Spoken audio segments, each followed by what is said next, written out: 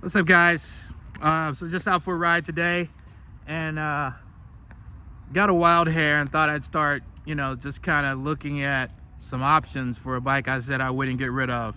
I'm referring to the RC51. I'm not saying I'm going to get rid of it, but I did have a question about what would compare to it if I were.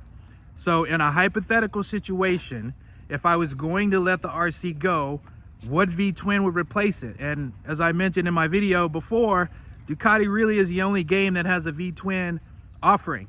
So I took it upon myself to just get a sense of what that would be like. What's a Ducati like? I've never had a Ducati.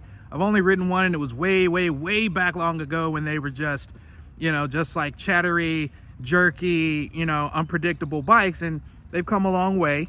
And I needed to just scratch that itch. So what I've decided to do is take a ride on a fairly modern one. This is a 2017 959 Panigale. Now I chose this one because comparing to what my RC is, which is a 900 plus 90cc V-twin, this is pretty close, and I think the power is pretty close. This one has barely done any miles on it. I do like the white. The reds are nice, but I think the white's just a little bit more diamond and better to see. With the red wheels, I'd probably add some other pop to it just to make it stand out a little bit more, but I at least wanted to find out what it's like. And I gotta tell you, just from this initial ride, I'm impressed. The power delivery is pretty direct. It's very similar to the RC, to be honest. I feel like down low, it's a little bit slower on the power. I feel like you have to get it wound up more like a inline than you do on a traditional V-twin, whereas on my RC, from the moment you twist the throttle, it's pretty immediate. This one, you wind it up a little bit more. The red line's a little higher on it. The gauge on it, I have to say, is still a bit dated. I mean, that looks old school. I mean, that's like dot matrix looking, if I'm honest, but has a lot of information. I do like the riding position. It's way more comfortable than my RC. My RC's rear sets up real high. The clips for the handlebars are really low, so it's a very race focused bike. This thing sounds pretty amazing. I think for something that would replace my V-twin, this is a really good option in terms of having that V-twin-esque sort of experience. So you can kind of see what I'm talking about. We're gonna just take a listen. This is a stock muffler, and it sounds pretty good for a stock.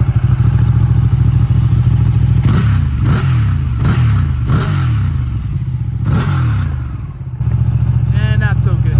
It's very muted. Like for the RC with the cans I have on it, it seems a little better. This could do with a can.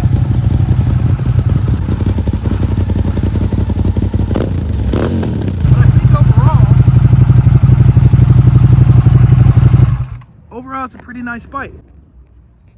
I love the styling of it. This tail section. Now this is an older one. I'd probably be going for something a little newer, but depending on my price point, if I'm getting rid of the RC, this might be a little bit more in line with what I want to spend. I'm not trying to find the most awesome replacement or potential replacement that I could. So spending 20 grand on a Ducati is not exactly where I'm at.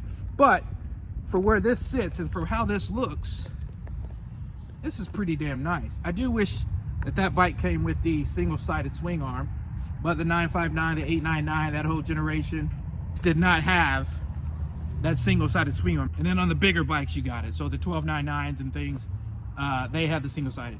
But this looks pretty damn good. I love the way it looks. It's pretty comfortable compared to my RC. And it's pretty damn pretty. It's pretty damn pretty. It's pretty fucking good looking. Gorgeous. Love the lines on it. I think I could maybe live with it. Now the back end of it is the service. Actually, you know what?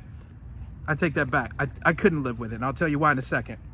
The service is another thing with the Ducati. So buying the bike is one step. You can afford the bike itself, but you have to make sure you can afford to own the bike, meaning the service, not just the oil changes and brakes, which are going to be pretty pricey too, but the major services where you're doing valve adjustments and things like that, that's where they get you on the back end. And most manufacturers of automotive products, that's the way they're designed. The back end is where they make a lot of money. They can sell you a car at a marginal profit, but they want you to come in for your services, and that's where they make their money.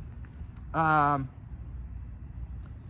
reason why I could not live with this bike and why I probably will not go down this road, I've been riding this thing for less than 15 minutes, and my legs feel like roasted turkeys. It is so damn hot. I can't even believe it. And it's a cool day today. I mean, if you look out, it's gray skies. It's June gloom in California. And I'm getting no relief from that. And it's a little, drizzly, sort of in the morning. And it's not giving me any relief. This thing is so fucking hot. I mean, this section back here, it's like a fucking air fryer.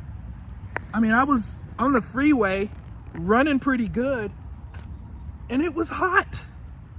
And the only thing I was thinking was, I need to get off the bike for a minute. Not just to give you this video, but I just need to get the fuck off of it. I don't think this is a bike that if I'm gonna ride it the way I like riding, I'm gonna enjoy. I'm gonna have to like mute the idea in my head that I'm burning up and make myself suffer through it. And that's not quality riding in my opinion. That's a problem. And I've heard that time and time again on other reviews of Ducatis, is the heat generation is just so extreme. I mean, my RC51 gets hot. It's not like this. I've never felt like that on my RC51. Man, I mean, it's really a double-edged sword, because you look at it, you ride it, everything about it says, love me, ride me. And then you ride it and you're like, get off. I'm still like, I still feel like my legs are being warmed right now. And I got a little ride back to the shop that I picked it up from. I do like the bike, and I'm intrigued. I'm not there at all. I mean, I think the RC51 has proven its worth, and just riding this bike today, it's proven that it deserves to stay where it is, the top of the V-twin food chain in my stock. I'm not gonna make that kind of move in a minute. This was a good opportunity for me to at least find out what it's like.